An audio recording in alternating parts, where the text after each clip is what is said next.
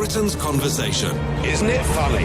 You know, when I came here 17 years ago, and I said that I wanted to lead a campaign to get Britain to leave the European Union, you all laughed at me. Well, I have to say, you're not laughing now, are you? I don't want to be rude, but you have the charisma of a damp rag and the appearance of a low-grade bank clerk. Let June the 23rd go down in our history as our Independence Day. When you yourself, Mr. Van Rompuy, say that the euro has brought us stability, I could applaud you for having a sense of humour. Yes, I want you sacked, Mr. Schultz, as well. I want you all fired. Nigel Farage. Nigel Farage. Nigel Farage. Nigel Farage. Nigel Farage. Nigel Farage. Nigel Farage. Nigel Farage. Nigel Farage. Nigel Farage. The Nigel Farage Show on LBC. Mr. Nigel Farage. Inauguration of Donald J. Trump as the 45th President of the United States, the British Prime Minister will be going into the Oval Office to meet him. And it is a big moment. It's a big moment because there's a lot on the table. Trump has made it clear to me personally, he not only loves the United Kingdom, he wants to rebuild a relationship that was so sorely damaged over the course of the last 8 years. And from Mrs. May's perspective, well, she, of course, is facing some very tough renegotiations in Brussels. Mr. Juncker and his mates are saying we'll make life as tough as possible. We want Britain to become the exception. You know, you cannot have other countries following Britain, therefore we won't offer a deal. And one of the things that would massively strengthen Britain's hand, and particularly in terms of showing there's a bigger world out there than Europe, would be a trade deal with the USA. So Trump says he wants to put America first. May says she wants to put British interest first. But perhaps a trade deal between two countries that won't undercut each other, perhaps that offers potential advantages for both. The question, though, is, if I think about Mrs. May and I think about Donald J. Trump, I can't actually think of two people who are frankly more different. Different styles, different approaches to politics. And I've been wondering myself about the chemistry of all of this. And I wonder what you think tonight. What approach should Theresa May take when she goes into that Oval Office tomorrow? Should she apologise for all the previous comments Conservatives have made about Trump? Should she go and lecture him, as some have suggested, on women's issues, or Trump's comments about torture yesterday? Should she be tough when she goes in there and make sure that even though we're a smaller country than the USA, these deals will be that of an equal partnership? Just what approach should she take? And I want your comments, your opinions, your thoughts. To get involved, call me on 0345 60 60 973. Text me on 84850. You can tweet me on @LBC. Don't forget the hashtag Farage on LBC. And you can watch the show live. Go to LBC's Facebook page now. Now, I have got somebody coming on the phone called Professor Ted Malloch. Ted has in the past, amongst many other things, been an ambassador at the United Nations. He is tipped, he is the bookie's favourite, to be the Trump appointment to Brussels as America's ambassador to the European Union. But more importantly, Ted knows Trump, knows Trump's team, I would think in many ways far better than I do. And I just wonder, Ted, good evening, Ted. Thank you very much for joining us this evening. How are you, Nigel? Yes. I'm extremely well. Ted, I am curious, because I'm thinking about Mrs. May, who is a very home counties, very respectable, very reserved kind of person. And then I'm thinking about Donald J. Trump, who is kind of out there, isn't he, in terms of what he says and the way that he behaves. Ted, how do you see the chemistry in that office tomorrow? Well, I think I agree with you. You couldn't find two more different human beings on the planet, except that they both speak the English language. They both love the Anglosphere, and I think they see the common interest that they can have together. So they are not like the Iron Lady and the Gipper, and we shouldn't have that expectation. But I do think that their common cause together, if she's positive, and I suggested to her team that she be positive, that they could actually hit it off and learn to dance together. Yeah, I mean, one of the sort of thoughts that people have had, and I was there at the inauguration as you were, and I listened to the last part of Trump's speech, and he kept saying America first. And there are some critics here, Ted, who are saying, well, how can May get a good trade deal? How can she build a good relationship if Trump is intent on putting America first? Well, I think that America has its national interest, Britain has its national interest, and they can be mutual. I mean, there can be reciprocity and then there can be benefit to both. But any trade deal is going to have to be hammered out, and there are obviously going to be compromises on both sides. But I think what's fortunate in this case, and with this timing, at this point when, Brexit has occurred, as you better than anyone else knows, Britain needs a big partner in the world, and Donald Trump has stepped up to be that partner. So you think this trade deal can be done easy peasy? Well, easy peasy. I think it can be done in 90 days. I've said that. If you get the right people in the right place with the right instructions, and you, actually from the top tell them this has to be hammered out, it can be done. And then when Britain is ready to leave, which is, of course, 2 years from now, the next day you can announce we have a trade deal with the United States of America. But is that going to be good enough for Trump? I mean, we've seen already this week, Ted, that Trump moves quickly. He gets things done. And I mean, the very idea... Gotta go. You got to go. Ted, thank you for your insight. That's marvellous. So, ladies and gentlemen, Ted Malloch says that you can put your own national interests first and come to a deal that actually mutually suits both. And that's great. I actually think he's probably right. But what approach should May take? Malloch has advised the British government she should be positive. There are many others who think she should go there with a different agenda tomorrow. Many who think that actually Trump needs to be given a serious ticking off for one or two of the things that he's said.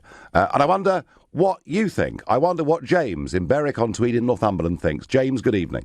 Good evening, Nigel. Yeah, right. Well, I think from a diplomatic point of view, I think one thing that Theresa May could go into the meeting with is an intention to express sympathy, if that's the word, because Donald Trump is very clearly very much preoccupied with the fact that he's won the presidency, but he lost the popular vote by a very significant margin. Now, I'm not talking about what's right or wrong about that, but obviously it's something that plays on his mind, and you can imagine why. Really, he's won the presidency. He's the most important man in the world. However, there is this question mark about the popular vote. And that does matter to him. He is Mr. Popular. This is part of his personality, as you know better than I do. So I think expressing some sympathy with that, and the fact that actually she doesn't have a mandate that is even up to that standard. Sure. I mean, James, the point about the popular vote is that Trump did not visit California once in the whole campaign. He thought, to hell with it. I'm going to lose anyway. I won't get the Electoral College votes. What is the point? So Clinton beat him in California by 4 million votes. And he, of course, finished up 3 million votes behind us. So I think, the reason that he was those votes behind is he frankly just blanked California. But I mean, do you think, James, she's going to be overawed by this guy? I don't think necessarily overawed, but I don't think she's going to be necessarily seeking to talk to him as an equal in the way that I think she needs to. This is my impression about Theresa May. I just happened to see a clip. Obviously everybody saw the thing at the EU summit where that was unfortunate. That was unfortunate, really. I mean, she can't expect necessarily to have the sort of welcome that she would normally get as a PM from Britain after what's happened. But for instance, she blanked it seemed to me the Taoiseach of Ireland. When they had a photo opportunity, she just blanked him. And I just wonder whether she is really able to accept that this is a meeting between two equals, because that's what it is. And so she needs self-confidence, James, doesn't she? She needs to step up to the plate, and you're quite right. She should not be worried if senior EU officials are unpleasant to her. I've had 17 years of it. I know all about it. I wonder what Will in Evesham thinks. Will, what should Theresa May be talking about? What approach should she take to this new president? Good evening, Nigel. Shouldn't she be talking about some values? I mean, the last time I checked, torture wasn't a very good in the UK. Surely, if this was a president of any other country who's just come out, internationally endorsed torture, quite proud of the fact, doesn't that ask some serious questions about his values? I know values aren't important to you, but You know, they're quite important to a lot of people. Well, of course, we should remember that British governments in the past somewhat turned a blind eye, didn't they, to the rendition process? And it was George W. Bush who very openly used these techniques. I have to say, Will, this is an issue that I thought about personally. I've never been convinced, actually, that torture would get you the results that you want. But just to be fair to Trump here, he was asked in an interview what his attitude was. He said he believed in the use of waterboarding, but that it wasn't up to him.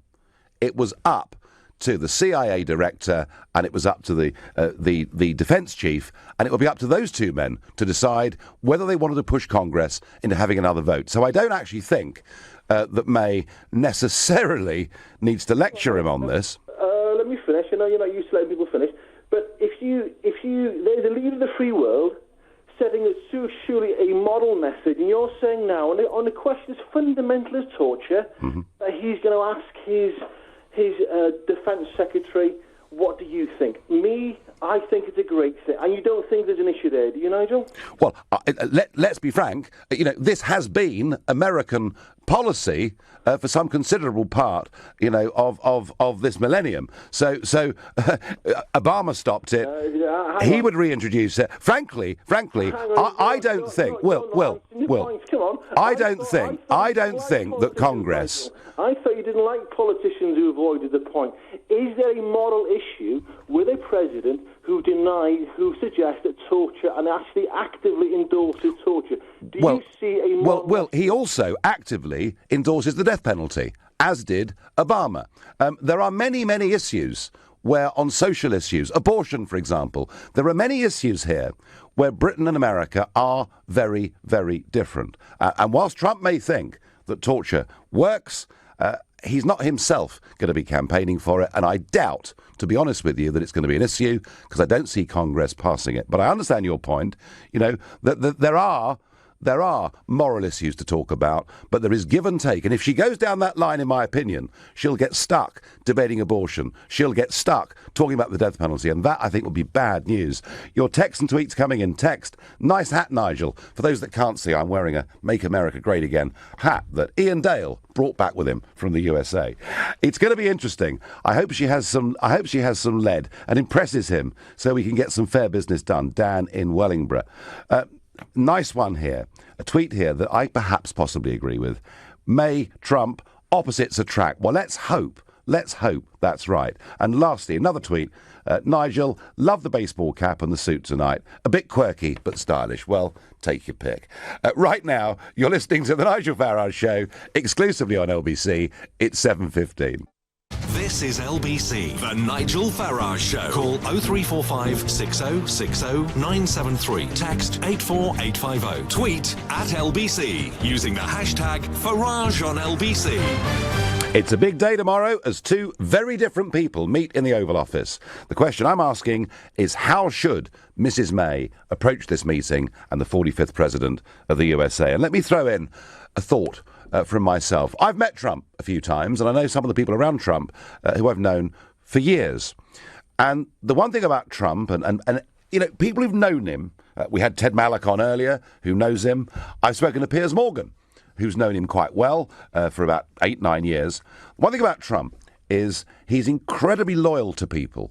You know, when I spoke with him on that stage in Mississippi, because I'd kind of put my head over the parapet in the way that I had, he said to me on that stage as I was walking off, "You will be my friend for life." And I got a feeling when he said it, he absolutely meant it. But he also is somebody who doesn't forget. He does not forget if people cross him or say unpleasant things about him. And I can certainly vouch for the fact that some of his team feel the same way. Now, traditionally, there's been an amazingly close relationship between the British Conservative Party and the American Republicans. But just have a think about this. You know, the two senior staffers in Mrs May's team in 10 Downing Street, one of them, Fiona Hill, said during the campaign, Donald Trump is a chump. Nick Timothy, seen very much to be the Rasputin of Downing Street these days, said American politics was depressing enough before Trump took off. As a Tory, I don't want any reaching out to Trump. Boris Johnson, Boris, always great for a quote. It's normally cities that he slags off, but Boris said of Trump, he said, the only reason I wouldn't visit some parts of New York is the real risk of meeting Donald Trump. But it goes a bit higher, because David Cameron, our former Prime Minister, said Trump is stupid, divisive and wrong. And Mrs May herself said, I take a simple view about the way I like to see campaigns being conducted. I like them to be conducted in a calm and measured way, with proper consideration of the issues, which pretty clearly was a dig at the Donald's campaign style. And I'm going to throw this in. This is my two penneth. I think straight-talking businessmen like Trump probably do bear grudges. But the one thing they do respect is people who front up, is people who say, do you know what? We have made a Horlicks of this. We've got this wrong. And I think what Mrs May needs to do early on in that meeting is to apologise for the bad blood there's been between the Conservatives and his campaign and attempt to wipe the slate clean and then crack on with a really positive meeting. That's what I think. But I wonder, I've got a call here from Chicago. Eric, tell me, how do you think this meeting's going to go tomorrow? What should Mrs May be doing? Hi, Nigel. It's lovely to speak to you. Good evening. What do you think? Well, as you were just saying, I really hope Miss May takes a responsible, mature approach, because I'm really interested in British politics, and it seemed like all the politicians there try to have a swing at Mr. Trump. It was almost a contest to see who could knock him off as hard as possible. So hopefully tomorrow she takes a responsible approach. She really has no leverage with the EU trying to, come down on her in a hard way. So a trade deal with America would do good for Britain, I believe. Yes, Eric, I do too. And I think it would not only be good, because there are some, in financial services and things like that, there are some quite significant barriers to trade between us and the USA. It isn't so much an issue of tariff, but perhaps, more an issue of regulation. Eric, my problem with it is this, that let's just say they meet in the Oval Office. It all goes fantastically well. Trump says, listen, we love you guys. We want to do a free trade deal with you. It'll be good for us. It'll be good for you. And boy, it'll strengthen your hand when you go and meet these unelected people in Brussels. I tell you what, Theresa, let's start work now. My people will work 24 hours a day. We'll get this done and dusted in 90 days. And then we can sign a trade deal in a few months' time. And Theresa May then says, well, that's very sweet of you, Donald. And yes, it would be incredibly useful, but unfortunately, Mr Juncker at the European Commission won't let me sign this trade deal until we've left the European Union, which looks like being in March 2019. Eric, my view is Trump is unlikely to have much sympathy with that. Yeah, I believe so as well. And if I could ask you another question, Nigel, I was wondering about the Supreme Court ruling that happened a few days ago. Yeah. And I just thought this would be more of a positive for you, more so than a negative, because your show a couple of days ago seemed a little down on it. But don't you think this is a great way to legitimize Brexit? And because if the politicians don't do what the people have voted for, they've kind of show themselves for who they really are, and this might be a good thing. Yeah, there is an argument. I mean, Eric, there are some arguing. No, actually, it's a good thing, because Parliament will vote on this, and Parliament will pass that, and that will end the argument. Yeah, I get that, Eric. However, for me, the real issue, and why I was pretty angry a couple of nights ago, is that government leaflet, the official leaflet that went to every home in Britain, could not have been clearer. This is your referendum. This is your choice. We will do whatever you ask us. And that's why I was upset. Eric, I'll be frank with you, I'm not too worried about this. Whilst there will be rebels within the Labour Party, Article 50 will go through. And I, at the moment, doubt that any serious amendments will go through. And I repeat the point.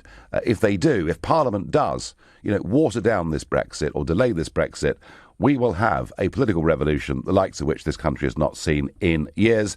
Eric from Chicago, thank you very much indeed for your call.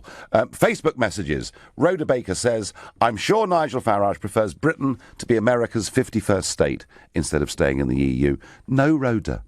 I want us to be an independent, sovereign, democratic nation. I want us to strike out, have friendships right across the world. The choice is not Brussels or Washington. It's us. running our own country here. Tracy Howitt says, May should do everything that she can to build a good and lasting relationship with the President.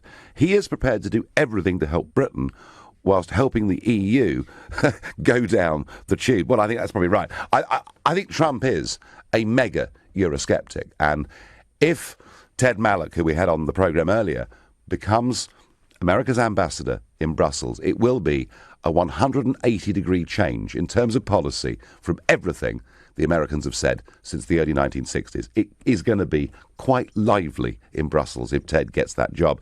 I wonder what Danny in Bethnal Greens thinks. Danny, what should the Prime Minister be doing tomorrow? Good afternoon. Hello. I just wanted to say, I was only 9 years old. I love Nigel Farage so much. I had all the ribbons and manifestos. Every night I prayed to Farage before bed. Britain is love, I'd say. Britain is life. Jean-Claude Juncker hears me. Right, I think we've lost Danny. That wasn't making a lot of sense. Right, let's move on. Let's go to Nick in Dartford. Nick, what should our Prime Minister be trying to do in that Oval Office tomorrow? What approach should she take? Hello there, Nigel. How Hello. are you? All right? I'm well. Good. I think, first and foremost, she's got to act very professional and not try to be his mother. In other words, don't, bring up the green policy, the feminine policy, all this, that and the other, just talk business. Good, straight, because he's a businessman, streetwise and everything else, yeah? Right, so hard-headed, down to business, snappy. Exactly, yeah. Once they've pleasantries, they've all that, nothing, nasty. Apologise for our silly, immature... I don't like calling them politicians. They're MPs, a member of a party. Yeah. I don't think they're big enough to be politicians. No, seriously, they haven't earned it. But you think that it's got to be a business-like approach, and she sits there knowing that she's every bit his equal, yeah? Because if she gets his trust, she's got lots of enemies over here in our country. By Christ, we all have, haven't we? Well, I can vouch for that, Nick. Absolutely, mate. Yeah. I know. And me, I've been voting since the 60s. So, how can I say? I've always voted for either Labour or the Tories. Yeah. Never the Liberals, never had any belief in them. I've been proven right how muddle-daddy they are. And how can I put it? None of them ever come round from my country, yeah? Well, Theresa May's got her chance to do something big, hasn't she? Something big on the world stage, something big for this country's economy, something big for our renegotiation with Brussels. And maybe, Nick, maybe she'll restore your faith in politicians. Let's see. It's a big day tomorrow. A few of your texts and tweets coming in. Nigel, Mrs. May should be only focused on two things: a trade deal with the US and building a personal rapport and relationship with Trump. Anything else would dilute the visit and would be a missed opportunity, says Rakesh. And Stephen from Hazelmere says, I feel Mrs. May ought to move with expedience.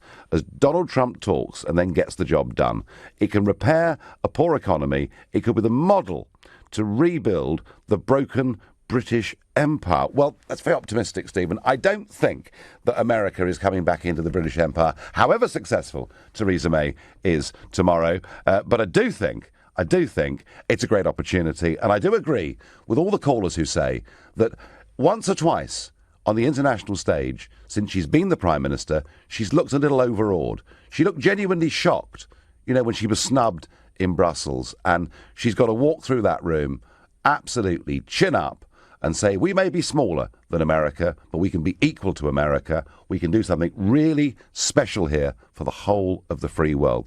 There's a lot at stake. Actually, I have to say, even though they're very different people, I am optimistic that the meeting will go well. I just worry what happens when she says to him, but we can't sign this piece of paper for 2 years. You're listening to The Nigel Farage Show, exclusively here on LBC. It's 7:30 and time for the news with Rupert Bartier. Leading Britain's conversation, The Nigel Farage Show. Tweet at LBC using the hashtag #FarageOnLBC. Mrs. May goes to Washington. She'll be in the Oval Office tomorrow, meeting the 45th President of the United States of America. And the question I'm asking is, what approach should she take? And a text here that I rather like. Nigel, you should be there helping get the best deal for Britain. Tom in Basingstoke. Tom, there was a bookmaker this morning offering a price that I would actually be in the room when she walked in. You can't imagine how much of a nightmare that would be. I have offered to help Tom, but they don't want me. I'm not good enough. But that's okay, because LBC did. So here I am, and I'm very happy, and I'm enjoying myself. And I'm asking this question: what approach should the Prime Minister take when she walks into that Oval Office tomorrow? I wonder what Robert in Dulwich thinks. Hi, good evening, Nigel. Good evening. love the idea. I love the idea of you popping out from behind Winston Churchill's bust. Surprise! Well, one thing, Robert, I will say, the one thing I am just a little bit proud of, and I've no doubt I'll be shot down for saying this, but when I met Trump 4 days after the election in his apartment in Trump Tower, I did rather cheekily say at the end of the meeting, please, Donald, could you put the bust of Winston Churchill back in the Oval Office, because that would be a great symbol that our two countries are going to come back together again. And can you believe it? The bust went back on day number 1, which I think, Robert, shows that Trump has got very good intentions towards this country. But what should Theresa do, Robert? That's the real question. Okay, so she goes into that meeting with Trump, and the fact is that her parliament, or the parliament that she is a member of, actually set aside time to debate whether they should ban Donald Trump coming to this country in the run-up to the US election. They did. The backdrop is of members of her own cabinet publicly attacking the man in the run-up to a general election and saying very nasty things about him. I think she should go in and simply apologise. And in the same way that Lily Allen went to Calais, and do you remember she apologised on behalf of the British people to the refugees there? You've been travelling a lot, maybe you missed that. Yes, I do. I'm sorry. Any thought that the Prime Minister should behave like Lily Allen, Robert, upsets me terribly, and I don't think would necessarily endear Mr. Trump. But I mean, you know, what I was saying earlier, and you're on the same lines, is what she needs to do quickly is wipe the slate clean. Get all this nonsense out of the way. And you're quite right. I talked about some of the personal things that have been said, but there was a petition to try and get him banned from coming to the UK. And, you know, the Mayor of London, Sadiq Khan, wasn't very keen on the idea that Mr. Trump should come to this country either. But it's a question, Robert, of how you apologise, isn't it? And you know, if you walk in sort of shamefacedly, that's not the way to do it, is it? It's to front him up and say, OK, there's been some bad stuff said. I'm sorry about it. Can we just wipe the slate clean, Donald, and move on? And I've worked with these big business-type people, and they actually do respect a bit of honesty, a bit of truth, and they love an apology, and then she can move on. Robert, we'll see what happens. There's going to be a press conference, by the way. There'll be a joint press conference between May and Trump after the meeting tomorrow, and I just think it's going to be the most fascinating day, I really do. James in Penner, how do you think our Prime Minister should approach Trump? Well, I think to be on the front foot is to recognise the differences between the two of them and effectively lean on each other's experiences and strength and skills. I mean, with Theresa May, you've got the consummate politician, been a politician all of her life, held difficult positions like Home Secretary, been absolutely up to her neck in the European Union, understands Europe. She can be a massive help to Trump in terms of how he wants to engage on foreign policy and all sorts of things. Trump, on the other hand, has been a businessman all his life, has got no experience of politics, but he knows how to strike a deal. You know, deals are all about understanding negotiation, understanding power. The thing that's probably got Trump rattled at the moment is that Merkel is sitting there with a market that has a population in it of 440 million, if you take the UK out of it. He needs to know how does he engage with that. The more that he can use Theresa May to undermine Merkel's position and to open up that market and effectively leave the BMWs, the Mercedes and the Volkswagens sitting in Germany and try and get the Chryslers and the Fords breaking into Europe is going to be his strategy. It's going to be very interesting, James, isn't it? That whole side of it. I see where you're coming from, but I worry slightly because Trump really dislikes the European Union. He loathes it. You know, he believes in nation-state democracy very much, as I've always believed. Mrs May's line is that we're leaving it, but we wish the European Union well. So, James, it's going to be fascinating to see, you know, what comes of that European debate, and even more fascinating to see what's said about it at the press conference afterwards. And nearly always with these press conferences, you can tell from what's not been said actually where the problems may be. Your Facebook messages coming through fast. Roger, nice hat, Nige. Gift from Donald. Well, for those watching on Facebook, I am wearing a Great America, Make America Great Again hat. Jason Stevens says, Theresa May should be signing a quality trade deal with America and telling Europe, if you don't do the right thing by Britain, we're out. Well, kind of, Jason, we've sort of told them that already, I thought. David Lincoln says, we will see how much of a backbone Theresa May has. In all honesty, she has a lot of room to insist as to what the rules are. Juncker doesn't have any credibility as to when the deal is signed. And Stephen Cliff says, if she signed a trade deal, what the hell could they do? Sign away, Mrs May. I like it. Very good. I wonder what Ellis in Cheshire thinks. Ellis, what does our Prime Minister need to do tomorrow? To be honest with you, Nigel, I actually think you've got it wrong on this one. You say that we should apologise. I'm a massive fan of yours, by the way. I spoke to you a couple of weeks ago. But I think, look, as best friends go, we need to tell him when he's wrong. He said some stupid things in the election campaign, and he said some stupid things about women. And I actually quite like Trump. I think he's fresh. I think he's going to actually bring a really good mix to the to the world's democracy. And and he wants to do a trade deal with the UK. But she's got to talk frankly. And we should have a relationship with her like that, because we couldn't have it when Blair was there, because Blair took us into a war that we should have never been in. So actually, we do need to have frank talks with him. And actually, there's nothing wrong with that, because that's what best friends should do. Yes, I mean, you're right. There could be a sort of two-way apology that goes on here, I guess. And I see where you're coming from, Ellis. You know, on those quotes, those horrible quotes about women, he did apologise profusely. You know, I was there in Las Vegas at the debate. I saw him do it. He did apologise for it. But look, Ellis, I'm not suggesting, by the way, this apology takes up much of the meeting. It doesn't need to. It's just that question of fronting up and saying, look, you know, my entire cabinet said horrible things about you. The whole opposition, many of the opposition party didn't think you should even be allowed to visit our country. Alex Salmond's been beastly about you. You know, let's forget about it. I want to work with you. I want to put it all behind us and get on and do something for the benefit of both. Ellis, do you want to see this trade deal done?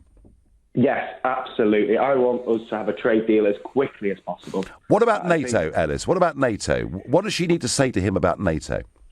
I think he needs to we do need him there. But I think the most important thing is negotiating that trade deal. I think, first of all, that's the most important thing that needs to happen at the moment. We need to actually get the ball rolling, because once we're talking to America and people know we're serious about doing trade deals, the rest will come flooding in. Yep. OK, Ellis, brilliant. Thank you. And a very positive text that's come in here from Alan in London. The UK and the USA need the special relationship with each other much more than they need a dysfunctional relationship with the European Union. So Trump and May are sure to hit it off really well. Good luck.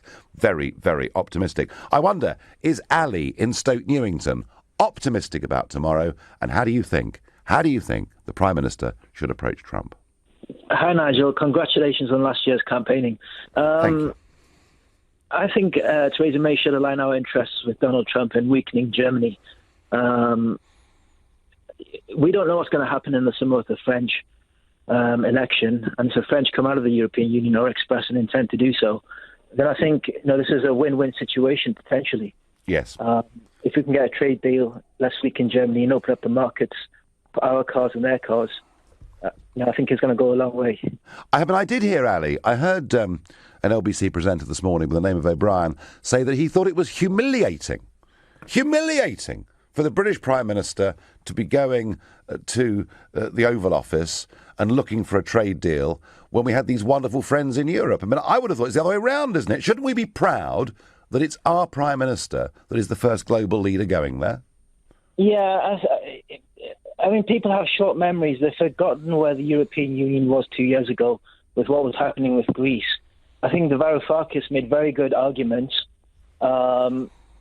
But what happened? Wolfgang Schäuble, he overruled all of his good arguments, and they proved themselves to be a very unreasonable set of people to deal with. I think Donald Trump is a game changer, and I think we should align our interests with him. Ali, terrific. I love your positivity. It's brilliant. Tweet here, sorry to break up the Trump fan club, but how can you apologise to a man who thinks torture is OK? Well, look, he thinks the death penalty is OK, and most people in Britain now, I would suggest, don't. He has cut all funding for abortion taking place in the third world, and I'm guessing many of you listening to this would take a different view. You know, we have the same language. There are many things we share in common, but there are some quite big cultural differences too. And I would have thought if tomorrow's meeting gets into lecturing and moralising on these issues, then it would end as a disaster. That is certainly my feeling. You're listening to Nigel Farage exclusively here on LBC. The time now is 7:45. Leading Britain's conversation. LBC, The Nigel Farage Show. Minutes before we went on air, Donald Trump was speaking, and he said the British are coming and they want to talk trade. And I will, in my final thought at the top of the hour, give just a few thoughts on my worries about that. Mike Day's worried on Facebook. He says a US trade deal will sell the NHS to US corporations. Mike, you're quite right. There'll be tough chapters to negotiate on the health service, but equally on food safety. Yeah, these things aren't easy. There are lots of difficult negotiations, but if you get them right and remove barriers to trade, there's a lot you can do. Sean Morris is sceptical. He says all this harping on about trade deals, what could we actually sell to the US? Shoes, Savile Row suits, Jaguar motor cars, insurance services, financial products. There's a whole load of things, Sean, that it's quite difficult to sell into America because of regulation, bureaucracy and a little bit of tariff too. And Andy Wotton on Facebook says, Nigel, change the hat to say, make Britain and America great again. I like that. Yasmin in Sunbury. Yasmin, what should Theresa May's approach be tomorrow? She should just be herself. She's a strong woman. She's a woman with a mind of her own. She managed the police, and they are a tough bunch to deal with as Home Secretary. Yep. She should be honest about her views if she has something that she disagrees with him, because it's supposed to be a special relationship. So let's be honest. I mean, we're not the, puppy, the lapdog. We are Great Britain, and in a democracy, if it is still a democracy country with then why should she apologize? It doesn't matter. You should, if you have a just leader, you should be able to say to your leader, you were wrong, you were, racist in your comments. This is not the way to behave, which he did during his campaign. And if she's a true leader for Britain, for Great Britain, she will say what she has to say without having to apologize. And if he is a true leader, he won't hold personal grudges himself, because that's not, that's his own personal thing. He has to look out for the country and negotiate with his special relationship with Britain, as we always have. Do you think, Yasmin, that meeting is going to end well tomorrow? It will, because she is a very strong woman, as I said. She's a very sensible woman, and I admire her. And I think she will be able to manage it. And, I think that he will secretly admire her himself, because Donald is one of those men. He likes pretty women, but a strong woman is someone he looks up to, and I think it will go well. Well, he's certainly got some form in that department. You're right, Yasmin, very optimistic indeed. Peter in Rains Park, what do you think? I mean, there are some people, Peter, I'm told, who think she shouldn't even be going at all. What do you think her approach should be tomorrow? I think she should be going in with her nose closed and her fist clenched. Right. And what she should be doing, she'd be standing up to the bullies. If you don't stand up to the bullies, the war will be run by bullies. And what you need to understand, Nigel, is that Britain is the best country in the world, and we are the bastion of democracy, not the United States. And we cannot be apologizing to the misogynist, to the racist, to the liars. And we can't, in any relationship, the fundamental principle is to have trust. And how can you build trust with a pathological liar? So what would you tell me? So Peter, what would you do? So Peter, what would you do? I mean, would you not go? Would you go? Nigel, a lot of people throughout generations gave their lives for us to enjoy the life we have now.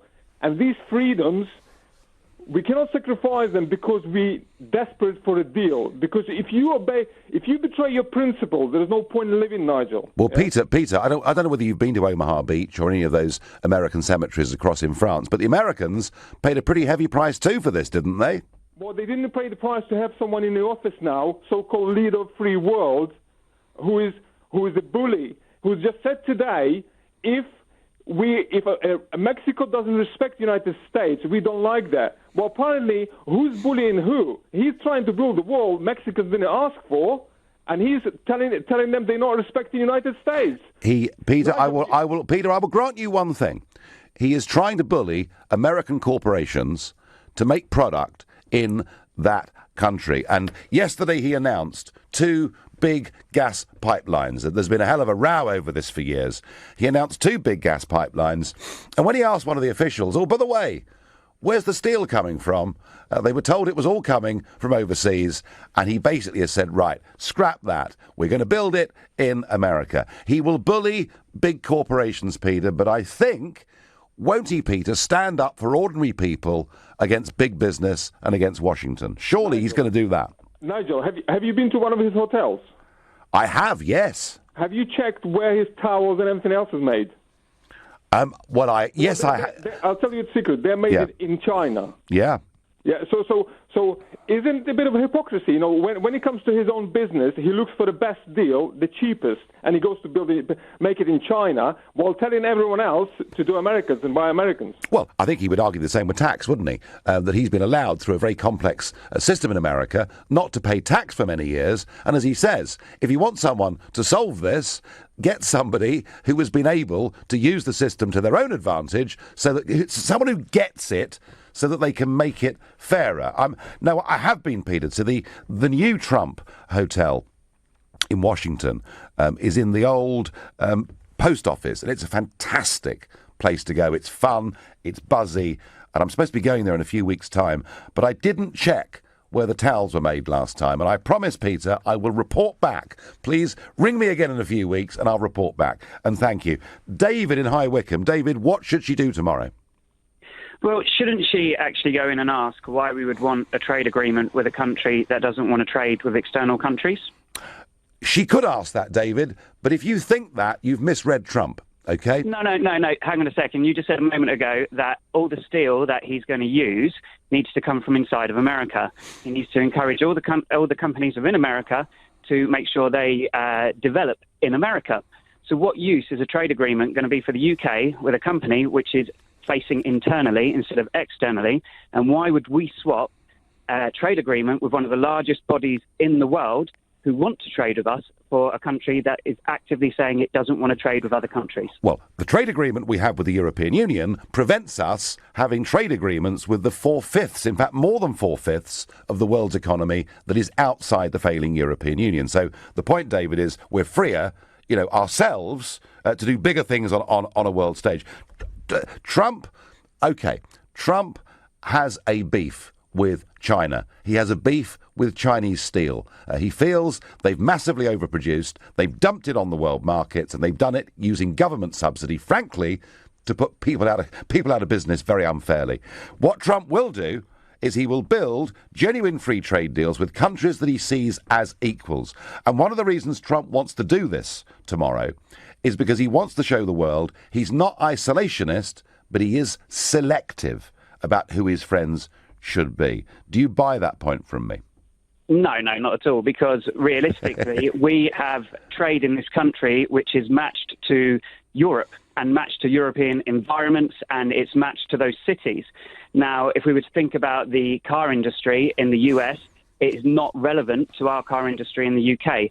We've got different regulations on our green policies, and the Americans like bigger cars, which aren't suitable for UK roads, and the UK likes small cars that aren't suitable for the US roads because of the vast differences between our countries.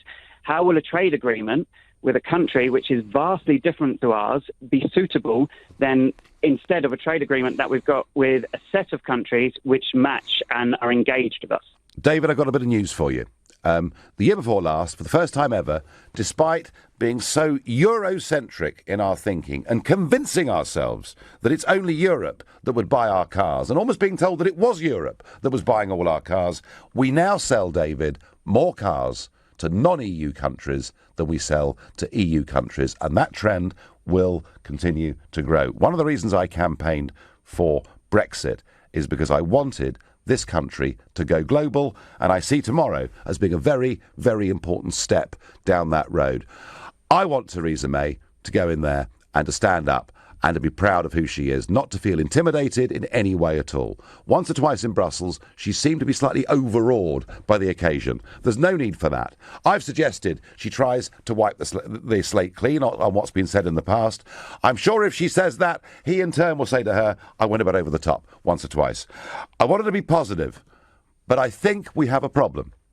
And the problem I think we have is he says, OK, let's go, let's do it. And then what happens is she says, I'm sorry, but Mr. Juncker says we're not allowed to sign a trade deal until you've left the European Union in 2 years' time. She's going to have to start getting a bit tougher, isn't she? Trump won't respect that. Come on, Mrs. May, ignore the EU, get on with it. What could they do? Throw us out? Come on, make Britain great again. You've been listening to Nigel Farage here on LBC. I'm back on Monday at 7. Coming up at 10, it's Ian Collins, but up next, it's Clive Bull. Thank you, Nigel. So, Jeremy Corbyn has told his MPs they've got to support the Brexit bill to trigger Article 50 and see it through in just 2 weeks.